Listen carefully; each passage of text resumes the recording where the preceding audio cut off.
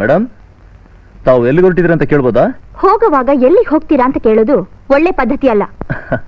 ಅಲ್ಲ, ನಾನು ಫ್ಯಾಕ್ಟ್ರಿಗೆ ಹೋಗ್ತಾ ಇದ್ದೀನಿ, ಹಾಗೆ ನನ್ನ ಡ್ರಾಪ್ ಮಾಡ್ತೀರೇನೋ ಅಂತ.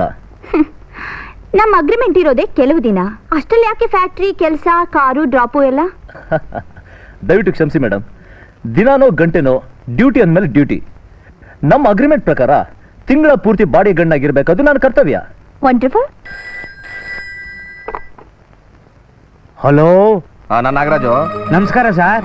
ಅದೇ ಹೇಳಿದ್ನಲ್ಲ ವಿಚಾರ, ನಮ್ಮ ಲಕ್ಷ್ಮಿ ವೈಟ್ ಟಯೋಟಾ ಕಾರ್ನಲ್ಲಿ ಬರ್ತಾಳೆ. ಕಾರ್ ನಂಬರ್ ಏನ್ ಸರ್? KA04M1448. ಎಲ್ಲ ಗೊತ್ತಾಯ್ತು ಸರ್. ಅರೆ ಅಂಕಲ್, ಏನಮ್ಮ? ನನ್ನ ಕಾರ್ ಎಲ್ಲಿ?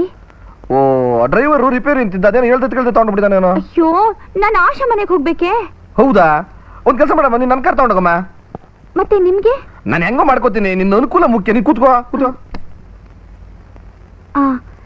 ಅಂಕಲ್, ಆಶಾ ಏನಾದ್ರೂ ಫೋನ್ ಮಾಡಿದ್ರೆ ನಾನು ಅವಳ ಮನೆಗೆ ಹೋಗ್ತಿದ್ದೀನಿ ಅಂತ ಹೇಳ್ಬಿಡಿ. ಒಳ್ಳೇದು, ಜೋಪಾನ ಬರ್ರಿ ನೀನು.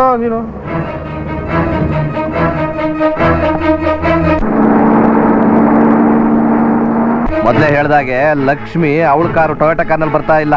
ಮತ್ತೆ ನನ್ನ ಕಾರು ಅಂಬಾಸಿಡರು ಸರ್. CKN 488.